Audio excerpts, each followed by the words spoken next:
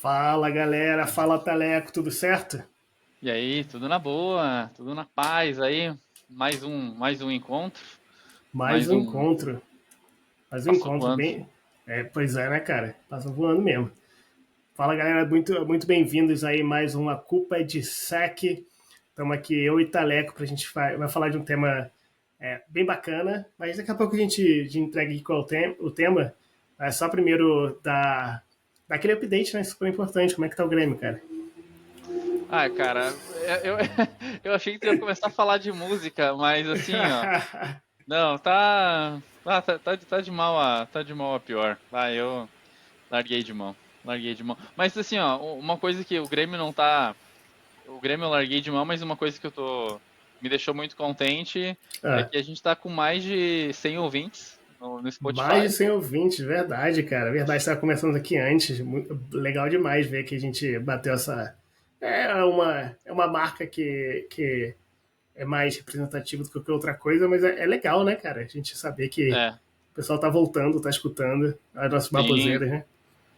E o legal, o pessoal tá participando das enquetes também. Então, Sim, nos episódios a gente tem no Spotify, a gente tem colocado uma enquete relacionada ao tema, né? Alguma discussão, ou até mesmo uma pergunta para descontrair. E o pessoal sim. tem participado e muito obrigado aí a galera que tá ouvindo. É. Valeu mesmo. Não, obrigado mais ainda para aqueles que votaram que pizza tem que ser ketchup. Sabia que tava vindo, né? Ai, ai. Isso aí tu Não. automatizou um bot, né? Pra votar. Eu não tinha pensado nisso, não, mas é uma boa ideia, cara. A pizza ketchup não pode perder. Não pode perder Caramba. mesmo. E essa semana também teve, semana passada, né? Sim. Teve o RSA. Você chegou a dar uma Aham. acompanhada aí? Bom, eu vi algumas notícias, eu sigo algumas newsletters aí, mas pelo que eu percebi de modo geral, AI foi um tópico É, bem quente. Acho que também sim. não tem como não ser, é todo mundo É, falando de AI no seu contexto. sim. E eu acho que logo o pessoal vai fazer alguns recap aí, vai ter live Ah, falando dessa galera mais influencer aí de tech, falando sobre o que rolou na RSA. O que você achou? com certeza. Bom, primeiro deixa eu dar aquele aviso que eu acabei não dando Ah, antes, né?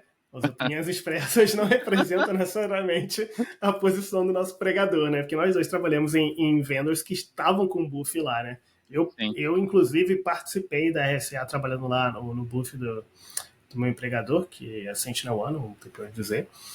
É, mas, sim, você andava lá, cara, e se você. Acho que eu não vi nenhum buff que não tivesse escrito AI muito grande em algum lugar. Eu acho que Sim, é de usando AI para facilitar a segurança, para como usar a segurança para proteger a sua AI, tinha de tudo ali no meio do caminho, né? Uma coisa que eu reparei também que agente que AI, né? AI agente, que eu acho que é, deve ser assim que fala em português, é algo também que estava em tudo que é lugar. E ainda, talvez por ser ainda muito novo, um conceito muito novo, é muito. Cada fabricante tinha ali a seu significado, né? Sua sim, definição para AI agêntica, como que a AI vai proteger, como que a AI vai ajudar. Eu acho que estamos num momento ainda que ainda tem muita gente está falando muita coisa diferente ainda, e não tem uma sim, consolidação, acho, do mercado. MCP Server também falou-se sim, sim. muito. Isso é uma coisa que eu não tenho uma opinião, eu ainda não testei, eu já vi que tem vários tutoriais na internet, vários vídeos, tem curso já de master Claro, nisso.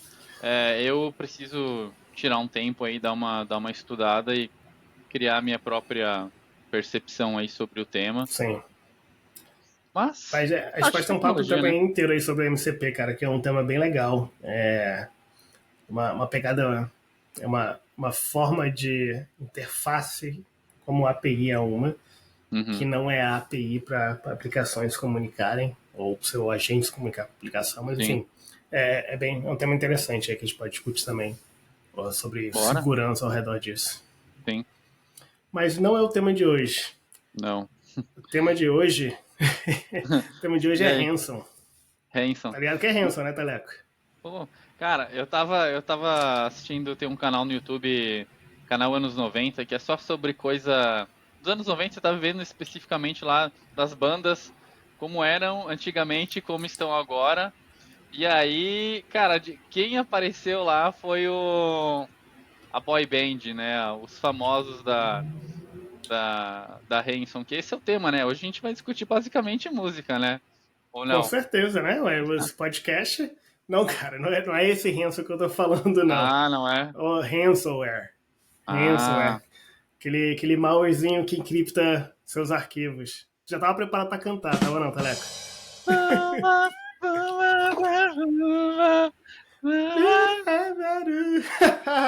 Tadinho dos Melhor ouvintes, parar. mas acabaram. Metade da audiência aí acabou de ir embora. Aqueles 100 já era. Já era. Mas. Ai, meu Deus do céu. Piada sem graça pra descontrair, né? Claro, sempre bom. Mas, então vamos falar de ransomware. Boa. Eu sempre tenho uma introdução primeiro, mas eu acho que esse é um tema que, hoje em dia, né, não precisa muito de introdução. O resumo da ópera é um malware, um software, um atacante, como você quiser definir aqui, que vai criptografar seus arquivos. Você não vai conseguir acessar, porque estão criptografados, e para descriptografar, você precisa da chave que não pertence a você, pertence ao atacante, e aí ele vai te cobrar um ransom, né? Que é cobrar aquele dinheiro ali do resgate dos seus arquivos. O ransom é essa tradução em inglês. Então é por isso que é ransomware. Você tem que pagar o resgate para ter a chave para poder criptografar os arquivos. Uhum. Simples, né? Então o Hanson seria. A banda Hanson tá fazendo um resgate, então, de alguma coisa. Exatamente. Tenho certeza que é por isso que o nome se chama ransom. Não deve ser por outro motivo, como o sobrenome deles, nem nada do tipo, não. Ai, ai, ai. Que horrível. Mas a gente teve um feedback da audiência que queria piada sem graça. E aí tá aí. E é Ah, isso. eu acho que foi seu bot que votou lá, piada sem graça, piada sem graça. É, Então é isso, né?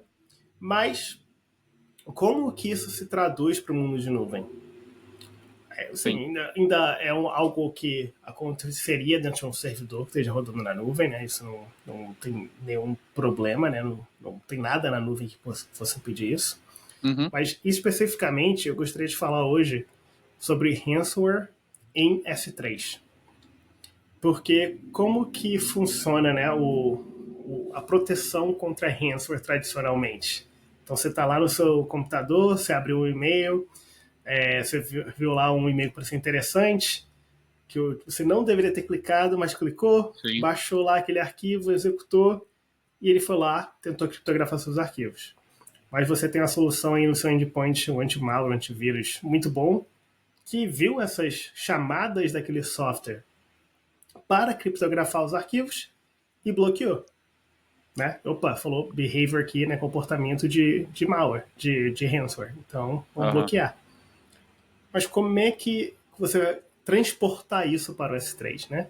Você não está vendo necessariamente o software que está fazendo aquela chamada ali pro S3 para monitorar. Então, como é que você faria isso? Acho que é o maior desafio. E É, quando você pensa em S3, normalmente são dados críticos que estão lá, né? Talvez dados sim. relacionados a clientes, arquivos que seus clientes meteram para sua aplicação. Então você precisa tomar conta desses dados. É, por exemplo, né, no S3 não tem como você instalar nada ali, né? É um serviço Exato. serverless, né? Então, por exemplo, Excelente ponto.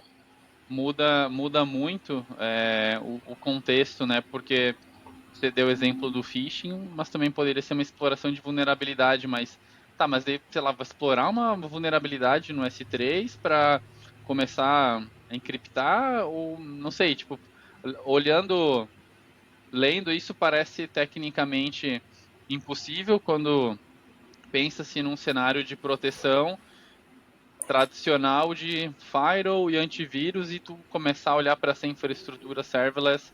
Eu acho que Cloud Security nunca foi tão importante e Sim, é uma barreira completamente nova, né, de pensar em novas formas de ataque e a criatividade do atacante para isso, né? Isso é muito louco. sim. E você falou isso é um excelente ponto, né? De explorar uma vulnerabilidade. Às vezes estou explorando uma vulnerabilidade no seu código que está rodando em AWS Lambda, que vai me dar acesso suficiente para poder ver qual pegar ali o seu access key, né, que está ali associado àquele Lambda, porque por mais que você esteja Uhum. usando o row, no fim das contas, se você olhar lá no ambiente do Lambda, ele está carregando ali um token temporário de acesso para os recursos, e aí a identidade que eu estou assumindo tem acesso àquele bucket, e eu vou lá e rodo um código aqui para criptografar seus dados, né? Sim. Então, por exemplo, teve recentemente um threat actor, né, um ator aí que chamado pela mídia técnica de Codefinger, Aham. que o que ele fazia era basicamente isso. Ele achava segredos hardcoded em aplicações. Não Louco isso, necessariamente né? está no GitHub, tá? Às vezes você botou lá um site no ar e deixou hardcoded de algo ali no JavaScript, coisa assim. Então ele achava aquele acesso, utilizava e criptografava os arquivos no bucket. Mas eu acho que para entender como o ransomware chega a ser realidade no Bucket S3, acho que é legal entender as criptografias que existem no S3, as formas diferentes de criptografar esses objetos. O que tu acha? Boa. Acho uma boa ideia. Eu tava dando uma lida sobre o Codefinger, tem Uhum. alguns artigos falando disso. Sim.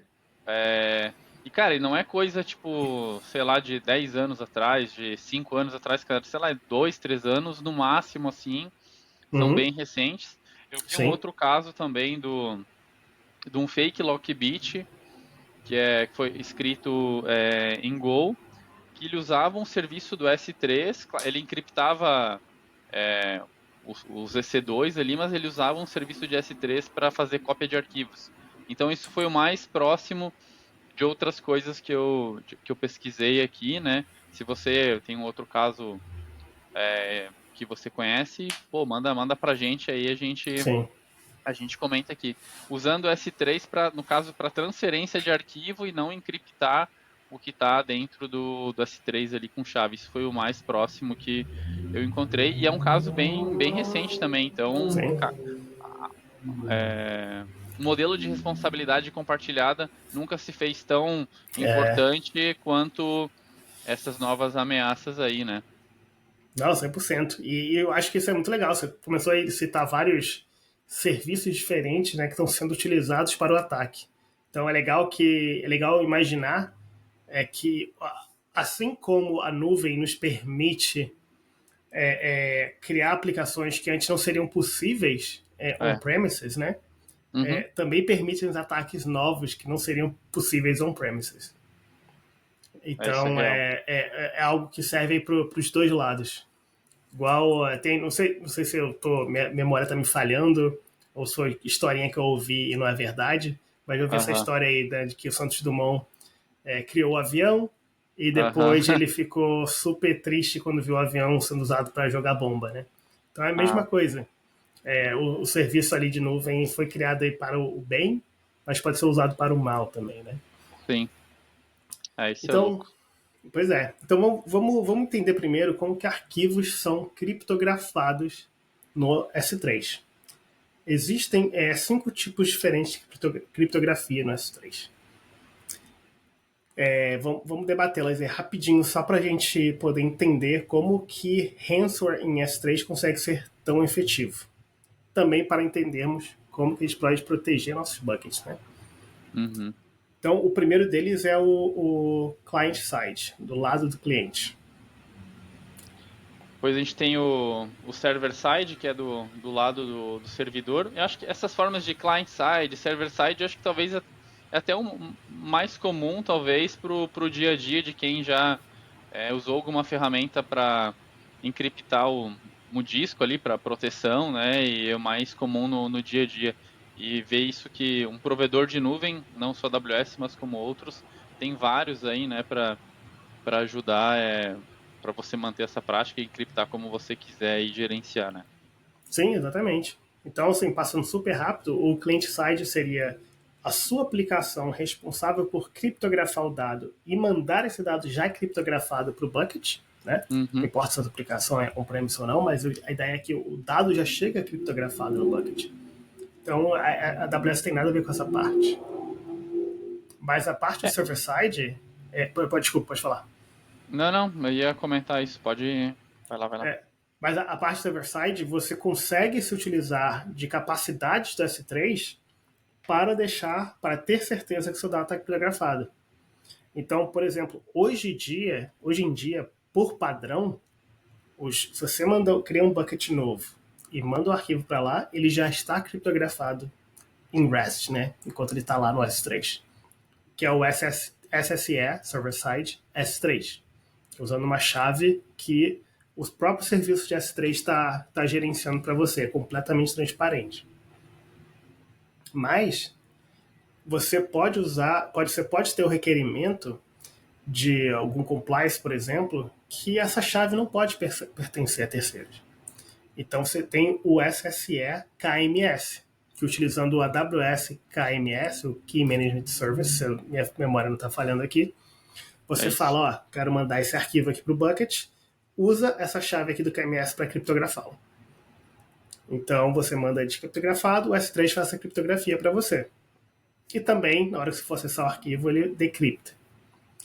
Tem o DSSE KMS, que é o que ele basicamente é uma coisa, mas se utiliza você precisa de quando o seu compliance requer uma criptografia dupla, você criptografar para depois criptografar, tá? Então você tem essa possibilidade também. E por fim tem o SSE-C, o Server Side Encryption Customer Side. O que acontece? Que é o Customer Key, né? O é exatamente igual o do KMS, mas ao invés de usar essa chave que está no KMS, você manda criptografar usando essa chave que você tem. É quase como se o SSE, KMS e o client side tivesse tido um filho, né? Você está usando a Uhum. S3 para fazer a criptografia, mas você provê a chave. Adivinha qual que é melhor para um atacante?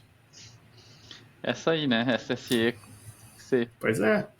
Porque se você parar para pensar, é quase igual aquele cenário que a gente falou no começo, né, do ransomware na sua máquina. O É, ransomware está chamando a API do Windows ali para criptografar o arquivo, mas ele está provendo a chave. Aqui é exatamente igual, está chamando a API do S3 e ele está provendo a chave de criptografia. é. Então, no fim das contas, o dado está criptografado e a chave não está em lugar nenhum nessa conta AWS.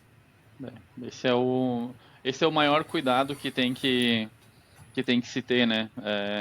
Como a AWS não armazena a chave, se perdeu os dados ou quem tiver, você fica refém disso, né? Então isso é muito louco. Eu confesso que não tinha reparado muito nesse tipo de criptografia, talvez no que eu utilizo aí no dia a dia. Mas é interessante, né? Isso. E é muito louco. Sim, não, isso acho que você falou um ponto muito importante agora. Eu nunca vi esse tipo de criptografia. Então, muito provavelmente significa que você não está usando esse tipo de criptografia. Exatamente. Se você não está usando, por que permitir que isso aconteça no seu ambiente? Então, assim, acho que a gente pode conversar um pouquinho de técnicas de prevenção para esse tipo de ataque. E uma delas é justamente isso, né? Bloquear o uso de SSE-C. Você tem alguma outra sugestão aí? Quer debater alguma ideia que a gente pode adicionar aí nessa lista? Eu acho que dá para se criar políticas ali no próprio bucket, né? Também para negar o upload, né, e download utilizando esse trava-língua SSEC, né? Uhum. Também dá. Acho que é um ponto. E aí bloquear cópia, versionamento. Você comentou no começo, né, sobre hard-coded, eu acho que apesar de talvez essas coisas que a gente está falando sejam tipo básicas, né? Mas cara, sempre vai acontecer, sempre vai ter. E se alguém explorou, pode explorar. Se alguém explorou nesse caso, né? Do Codefinger, pode ter outros casos, talvez que não vieram à mídia. Sim, E é um tanto quanto, às vezes até a pessoa, a empresa falar, né? Ah, eu sofri um vazamento por ransomware e foi assim, né? Então, isso é bem difícil, apesar de da legislação em alguns países aí obrigar, né? sim. Isso é um ponto. Como é que é a legislação no Brasil? Sabe dizer se seria obrigado a reportar, se afetar dados de cliente? Como é que é? Você sabe dizer? Ai, Cabotina, que pergunta difícil. Eu Ah, sei que a gente tem a LGPD, aí sim. cadê o. É, e São os aí, advogados. estamos advogados, chama de DPO. Quantos cursos de DPO aí, né? Acho que Putz. você tem que comunicar que teve problema. Mas aí eu não sei como que isso tem que ser feito, meio de comunicação. Acho que isso tá escrito na norma lá da Associação Nacional lá. Que você tem Uhum, que reportar de alguma forma que teve. Teve recentemente um caso aqui também no banco, mas ainda fica muito no aquém, né? entendi. Entendi. Bom, mas você acabou falando aí algumas técnicas. Vamos dar um duplo clique aí nelas para poder ajudar também a entender por que elas são eficientes e como implementá-las, né? Você falou aí a gente comentou, né, do bloquear o SSC, a sopa de letrinha. Para bloquear o SSC, você precisa, bom, em primeiro lugar, ter certeza que você não está usando, né? É. Então, vale a pena olhar talvez ali o CloudTrail e procurar ali pelo cabeçalho. Bom, em primeiro Ah, lugar, que por padrão, dados trail de ações dentro de um bucket não vão para o CloudTrail. Então você é. deveria habilitar isso em primeiro lugar. Segundo, verificar ali se o cabeçalho, que eu acho que é XMZ de Amazon, Encryption, a gente pode pegar certinho aqui e botar na referência, se ele está sendo setado para esse tipo de criptografia. Se não tiver, ou seja, não estou usando esse tipo de criptografia realmente, aí sim, ir lá no seu bucket, editar a policy e colocar para bloquear qualquer requisição de put object Uhum. que tenha o cabeçalho setando para esse tipo de criptografia. E um ponto que me veio à mente, né? O CloudTrail, ele vai registrar a chamada de API, né? Que usa SSEC, mas Uhum. você não consegue ver a chave ali, né? Então você só vai conseguir ver Sim. que foi utilizado. Então, isso é muito louco, né? Então, Não tem trilha como de recuperar. auditoria tem que ter, É. não tem como recuperar mas pelo menos você consegue ver. Eu acho que um ponto é ter log das coisas, né? A gente falou de KMS, mas cada coisinha que você vai habilitando, consequentemente, a conta também aumenta, né? Mas tu tem mais Sim. visão daquilo que você pode, da sua infraestrutura. Então, você paga por aquilo que você consome, se você está consumindo e quer ter visão, é importante. Custa mais um KMS ou um dado Sim. encriptado, né? Sim. E falando em técnicas de como a gente poderia deixar isso mais barato, cara, talvez você já tenha um CSPM em casa, né? Que a gente discutiu aí em Ah, é. outro capítulo. Então, você usar o CSPM, colocar ali uma regra customizada, ou ver se já tem alguma regra pronta para ter certeza que você não tem. Ter certeza que tenha bucket policy somente que bloqueie o SSC, mas antes disso, conversar com seu time de desenvolvimento, conversar com os times que estão escrevendo código todo dia. Isso é necessário ou não é? Ou ainda Sim. melhor, que compliances eu preciso seguir? Tem algum compliance que É. requer esse tipo de criptografia aqui no nosso ambiente? Porque se não tiver, não tem por que você partir para uma criptografia que é mais complexa e vai te permitir aí ser vítima de um ataque de Sim. ransomware como o do Codefinger. E aí vem as perguntas do El Architected também que a gente falou. É, Meu, tudo se conecta. na real, a gente falou do tema aqui de ransomware, né? E começa a falar e puxa outras coisas que responde, né? Ah, o CSPM é importante, sim ou não? Cara, aqui mais um caso de uso que é Sim. importante. Ah, o El Architect ali responder as perguntas, que é sobre negócio também. Poxa, E aqui. você mencionou a responsabilidade compartilhada antes também. Então, a Pô, gente fechou todos os episódios até agora. sem querer, meio que sem querer, talvez, Pois eu não é. sei. Com certeza sem querer, a gente nem tá aqui no método do caos, então. É, Mas a realidade é que tudo que a gente conversou até agora são os básicos de se operar em nuvem, que quando a gente conectou esses básicos aí, a gente consegue responder as perguntas é. do preciso disso ou não preciso, como que eu vou bloquear.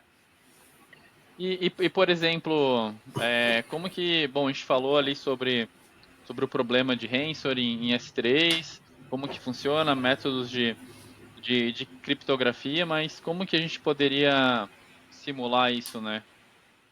Ah, não, boa pergunta. Então, eu na verdade estava, e acho que até porque virou o tema de hoje, eu estava fazendo uma pesquisa sobre ransomware em S3 e eu criei uma ferramentazinha aí que as pessoas podem usar para simular um ataque de ransomware no S3 deles para poder ver se eles estão preparados, né? Se está conseguindo, em primeiro lugar, bloquear esse tipo de ataque, e segundo, se não, se estão conseguindo detectar e responder. Então, eu criei uma ferramentazinha chamada. Nem lembro o nome, deixa eu ver se eu tenho aqui anotado qual é o nome. É, eu acho que tá S3 Ransomware Simulator, alguma coisa assim. Tá no GitHub, é open source, todo mundo pode usar, editar, fazer o que quiser com ela. A gente vai botar aqui nas referências, mas Boa. é uma forma que você pode fazer essa validação. Eu acho que melhor do que ler, né, é saber se tá preparado para esse tipo de problema, né? É, Então, e isso foi a inspiração para eu escrever esse código, né? Porque, como você falou, tem vários artigos sobre ransomware no S3. E é, eu li vários, entendi, show. E aí? Eu posso ser afetado por isso ou não? Então foi sim. aí que eu botei uma na massa e fiz esse códigozinho que eu mencionei. Pô, da hora.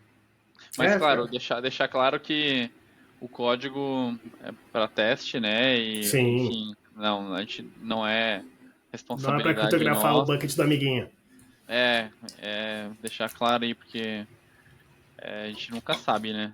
Nunca sabe aí o dia de amanhã. Sim. Aí, usando essa ferramenta, você pode validar se a ferramenta, a plataforma que você possa estar usando de CDR, de Cloud Detection Response, né, que Uhum. é o CSPM 2.0, vai, É, para deixa eu simplificar aqui, que é menos sobre entender a postura e mais sobre entender se existem ataques acontecendo em tempo real. Se você tem uma, se está funcionando a seu favor, né, se está conseguindo detectar esse tipo de ataque. Se você não boa. tem, como a gente conversou antes, né, você pode escutar o seu CloudTrail para ver se tem algum tipo de requisição para criptografar os objetos usando criptografia SSC. Boa. Falei certo. Acho que mais uns 2 episódios sobre criptografia a gente tira esse trava-língua aí. Não sei não, hein, cara. Essa é difícil. Essa é difícil. Boa. Mas eu acho que outra estratégia super válida, Taleco, começa e termina antes da cloud. Hum, Que você também comentou, né? Então, só para dar um duplo clique nisso. Evitar usar segredo hard-coded. sim, boa. Começa e termina antes da cloud. Por que eu digo isso? Você pode usar uma ferramenta tipo GitLeaks ou qualquer. Acho que o SandGraph no open source também tem regras de detecção de segredo. Uhum. Bota isso, se possível, como parte da sua esteira, né, do CI/CD pipeline ali, para identificar qualquer tipo de segredo que esteja hard-coded no seu código.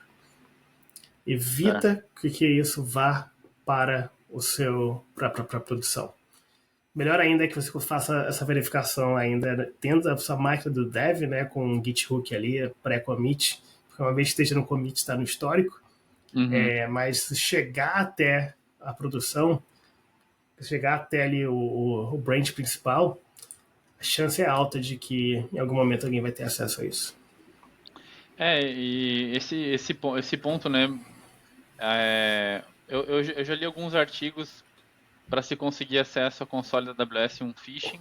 Então, por exemplo, assim, o cara pode mandar um phishing falando, pô, tu tem tua credencial hardcoded, confirme aqui, confirme suas credenciais para validar e, putz, tem acesso. E Caramba. outra coisa que talvez seja interessante é um OpenID, né? Redirecionar as credenciais, né? Para não ficar, para evitar utilizar as credenciais que tem uma permissão muito elevada para executar tarefas dentro do provedor de nuvem, né? Se essa credencial vazar em algum momento, o cara vai ter acesso a várias coisas, pode criar chave, pode pintar e bordar, né? Parece Sim. coisa de outro planeta isso, mas não parece, né? Vendo o que a gente está falando aqui, né? Não parece. Claro que você pode comprar aí o melhor CSPM do mundo, o melhor CDR do mundo, o melhor KIM do mundo, né? CIEM, que é justamente essa parte da identidade dentro da nuvem.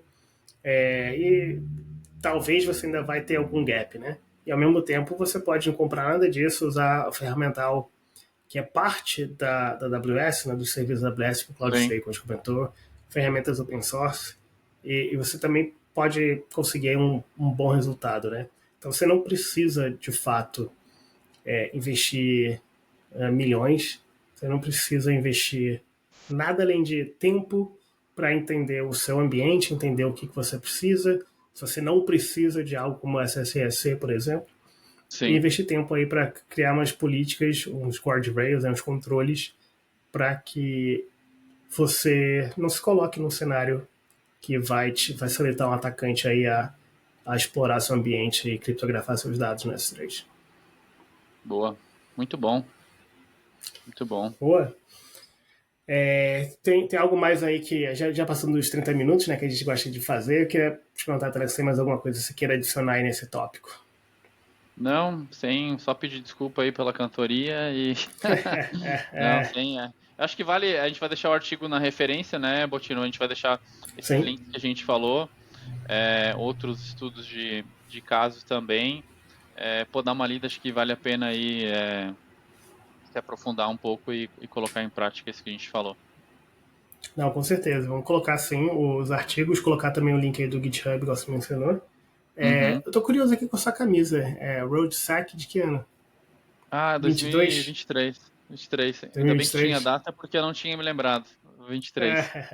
Curti. Ficou maneira a camisa. Pra quem tá só no Spotify, no Apple Podcast, vai ter que abrir o YouTube agora. Vai ter que abrir o YouTube, é isso aí. Bom, então acho que é isso. Valeu aí pelo papo de hoje, Taleco. Espero que tenha sido útil para vocês, galera. Foi rapidinho, só um bate-papo sobre ransomware no Isso mesmo. S3. Espero que tenha sido proveitoso para vocês. Valeu, falou então? Valeu, falou. A culpa é de SEC, mas a responsabilidade é de todos. Então, Valeu. valeu.